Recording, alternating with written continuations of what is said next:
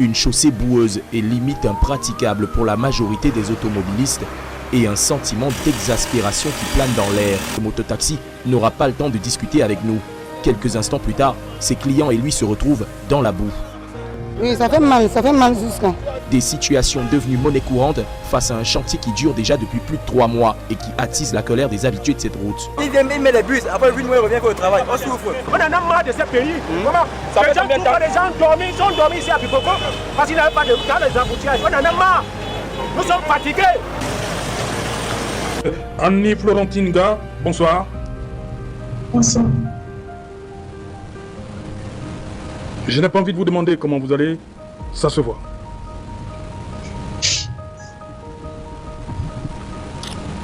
Ah, c'est bien. Annie Florentine, dans quelles conditions avez-vous appris l'enlèvement de vos 5 enfants? Racontez-nous brièvement, qu'est-ce qui s'est passé? Qu'est-ce qu'on vous a dit? Oui, les enfants sont partis de Pousserie le mardi, le 12. On m'a fait comprendre que c'est une affaire d'État, que c'est entre les mains de l'État, parce que je suis allé à l'agence, ma plainte m'a fait comprendre que l'État est en train de gérer le problème et que c'est top secret.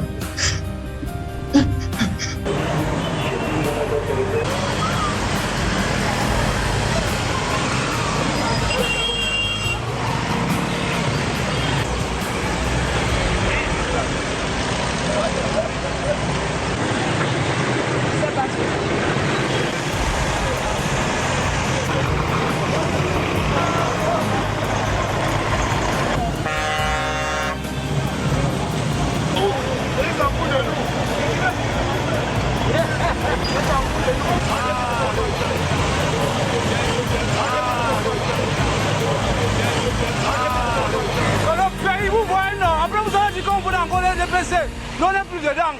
On n'est plus dedans. On ne veut plus la RDPC. C'est quoi?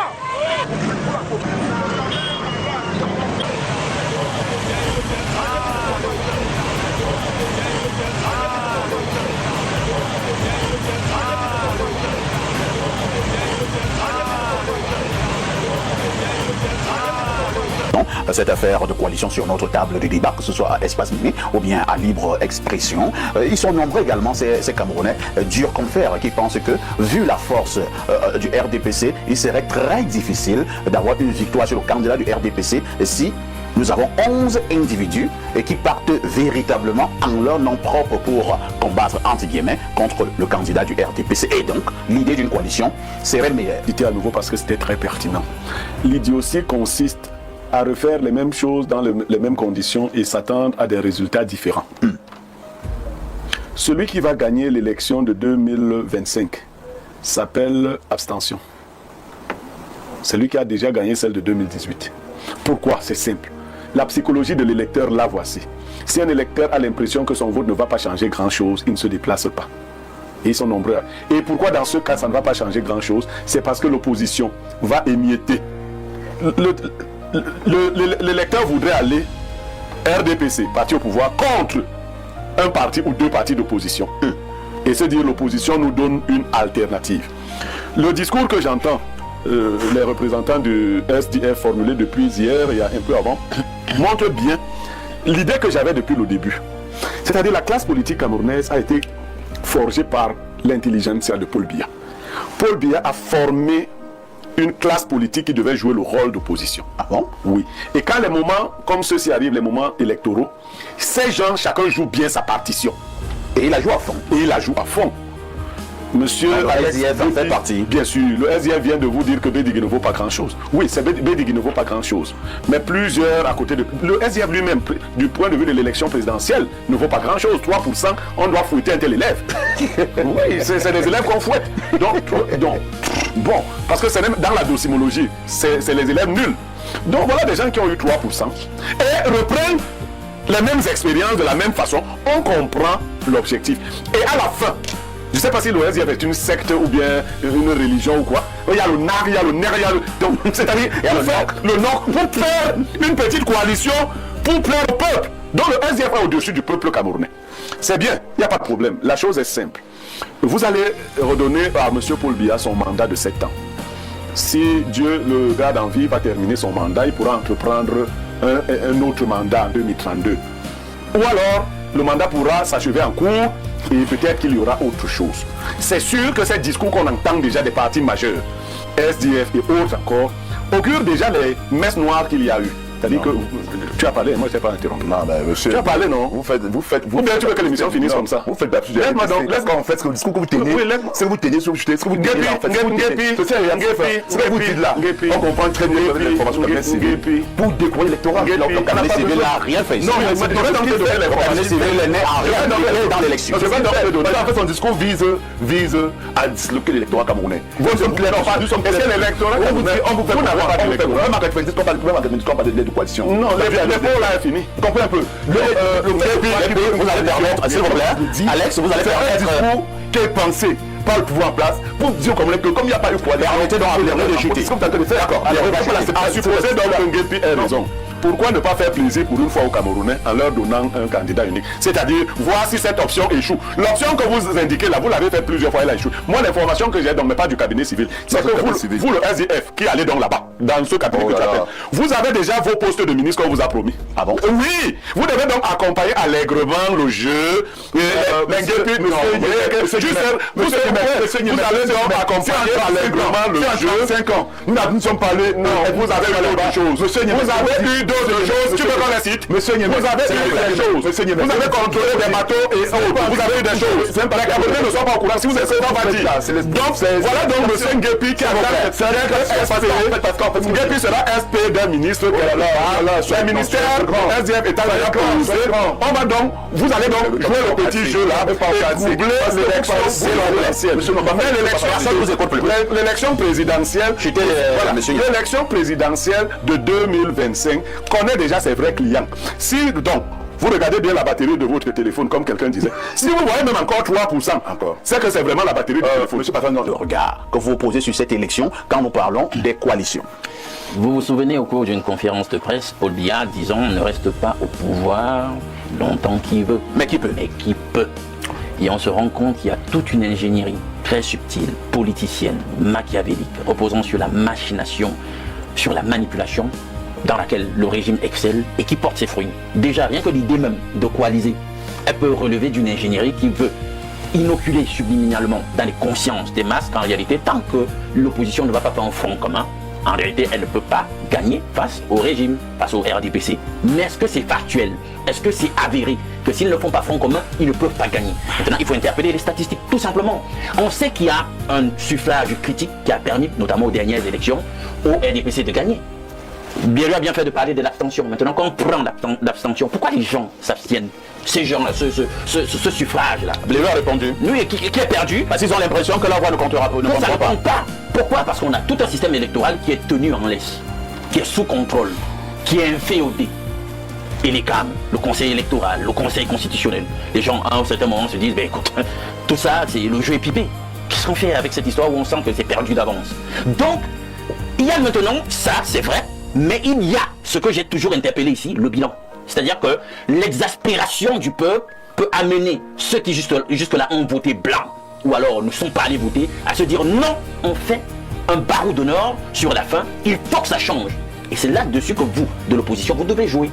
C'est là-dessus que vous devez jouer, parce que statistiquement, si ça bascule à ce niveau, et le RDPC est battable. Qu'est-ce qu'on raconte aux gens qui ne sont pas battables? Ils ne sont pas battables pour le moment. Maintenant, moi j'ai compris votre position. Parce qu'il faut comprendre. Quand on dit que... faut savoir que le régime maîtrise machiavéliquement tout le système. Donc même s'il faut, même si vous décidez aujourd'hui de rentrer dans la dynamique de la coalition derrière un seul homme, une seule figure, une seule personnalité, moi je vous dis que le régime est assez fort, assez subtil, assez machiavélique pour briser même cet élan, pour qu'on revienne à l'émiettement. Ils ont ce qu'il faut pour qu'on en vienne là. Donc maintenant, je suis donc M. Nguepi. Vous êtes sur une coalition sur la base de la mutualisation des forces pour contrôler le vote. Donc vous restez fidèle donc au slogan qui dit allez voter massivement et veillez à ce que vos votes soient surveillés. Et là c'est aussi une bonne approche. Je ne peux pas blâmer ça. J'espère donc que ça pourra le faire, qu'il y aura donc un maillage de l'ensemble du territoire, de tous les bureaux, pour qu'un minimum de transparence soit garanti, même dans un contexte où le jeu est pipi, à mon sens. Merci. Présidentielle 2025, l'Alliance politique pour le changement dément toute rumeur sur des pourparlers qu'aurait engagé le professeur Maurice Kamto en vue d'un soutien à un quelconque candidat en lice pour le scrutin du 12 octobre prochain. Dans un communiqué rendu public par Jean-Michel Nitieux, l'APC dénonce également une forfaiture historique dont a été victime le candidat de cette plateforme des partis de l'opposition de la part des membres du Conseil constitutionnel. Le député invite cependant le peuple du changement à rester debout et à ne surtout militer à l'occasion de la prochaine élection présidentielle. Le verrouillage des institutions chargées d'organiser le scrutin et la candidature de Paul Biya, 92 ans d'âge, dont 43 passés au pouvoir, sont des ingrédients de potentiels remous internes. L'alerte est donnée par International Crisis Group. L'ONG commet un rapport sur les risques au contexte sociopolitique du Cameroun à moins de 2 mois du scrutin présidentiel. International Crisis Group alerte sur des risques de troubles. Selon l'ONG, le verrouillage des institutions électorales, l'absence de transparence dans la succession de Paul Biya, la montée des tensions dans les régions anglophones et l'extrême nord font peser un risque élevé de contestation post-électorale et de violence. Sans geste fort d'apaisement et de dialogue, le scrutin pourrait déstabiliser le Cameroun, fait savoir l'ONG. Le point de cette sortie avec Emazou Matida Osomba, Gladys Debambadian. Présidentielle 2025 au Cameroun, International Crisis Group redoute que cette élection du 12 octobre prochain ne se transforme en un catalyseur d'instabilité. L'ONG pointe un cumul de facteurs explosifs. Entre autres, un verrouillage politique des institutions électorales contrôlées, selon elle, par le pouvoir, l'absence de réformes depuis 2018, une opposition reprimée et une société civile muselée. Des tensions sécuritaires, menaces séparatistes dans les régions anglophones, attaques djihadistes à l'extrême nord, déplacements massifs de population. Dans un climat sociopolitique délétère, International Crisis Group évoque également une jeunesse, dit-elle, frustrée et une société dans laquelle les discours haineux sont en expansion. Elle craint dès lors de possibles violences en cas de résultats jugés non crédibles. Selon cette ONG, sans geste fort d'apaisement et de transparence, le scrutin pourrait plonger le pays dans une crise politique et sécuritaire majeure. L'élection présidentielle du 12 octobre 2025 au menu de la célébration de la fête de l'Assomption à la cathédrale Notre-Dame des Victoires de Yaoundé. Afin d'éviter que le pays ne bascule dans le chaos, Monseigneur Jean Baga invite les fidèles à placer leur confiance en Marie, Mère de Dieu, modèle de paix et d'unité. C'est une grâce particulière qu'au moment où vont s'ouvrir les campagnes pour les élections, nous ayons à célébrer la fête de l'Assomption. Nous prions énormément en invoquant le nom de Marie. Nous savons qu'elle est la patronne de notre pays. Je reste avec vous dans une plénitude de sérénité que les Camerounais sauront prévaloir les meilleures valeurs que sont la paix, la fraternité et surtout la continuité de l'histoire du Cameroun. La Sainte Vierge Marie est marraine et protectrice du Cameroun. Au cours de l'Eucharistie, à la faveur de l'élévation de Marie au ciel, l'archevêque métropolitain de Yaoundé invoque Notre-Dame des Victoires pour la victoire de la paix et de la cohésion sociale avant, pendant et après le scrutin à venir. Elle a été aux côtés des nations qui l'ont sollicité pour la paix. Elle a été aux côtés de l'Église qui, persécutée, a pu tenir face aux adversaires. C'est une femme de tous les combats. Et je crois qu'aujourd'hui, pour nos Camerounais, c'est une assurance de savoir que nous sommes à la bonne adresse parce qu'elle est une femme des victoires. Notre-Dame des Victoires, ce nom lui a été donné parce qu'elle est capable de donner la victoire à toute humanité qui la convoque pour sa puissance d'intercession. Des chapelets sont distribués en pleine messe. Une gerbe de fleurs, accompagnée de bougies, sont posées au pied de la Vierge Marie. À la cathédrale Notre-Dame des Victoires de Yaoundé, les fidèles prient et chantent en sollicitant l'intercession de la Mère de Dieu pour la paix au Cameroun. Avec les Limbilobé dans une affaire comme celle-ci, dans ce processus électoral où l'Église doit pouvoir s'exprimer et qu'elle soit une, cette Église-là, et qu'on doit considérer les positions individuelles. La rencontre du palais ne visait-elle pas à rejeter les positions individuelles de certains évêques? Vous savez, en Côte d'Ivoire, l'évêque d'Abidjan avait, dans une très grande réunion, pris une position où il disait il faut savoir partir. Voilà. Est-ce que c'était la position de l'Église? Est-ce que c'était la position d'un individu? Je pense que c'était la position d'un individu et cette position n'a pas eu un impact particulier sur la survie politique de M. Ouattara auquel on était en train de s'adresser. Moi, je suis pour que toutes les personnes qui ont des postures d'élite dans la société s'expriment lorsque la société doit prendre des orientations. Est-ce que ça ne fait pas des autres quand on a parti en corps social quand même? Non. Organisé. Non, les évêques, les hommes de Dieu sont des élites de la société. ils sont impliqués dans le guidage de la société. C'est une chose qu'à la veille d'un processus électoral qui porte en lui-même les germes de désordre probable, que tous ceux qui ont un impact sur les consciences soient mis à contribution pour que les élections se déroulent de façon apaisée. C'est une exigence. Même si nous, on arrive au pouvoir demain, on va solliciter tous ceux qui sont dépositaires de la conscience morale du pays pour agir, pour que les choses se passent d'une certaine manière. C'est une chose. C'est une autre que ces gens qui ont donc ces positions-là utilisent ces positions pour impacter sur le choix politique. Chaque évêque ira au vote, il n'a que sa voix. Donc, aucun fidèle religieux ne se détermine par rapport à la position de son évêque. Non, c'est pas vrai. Bon,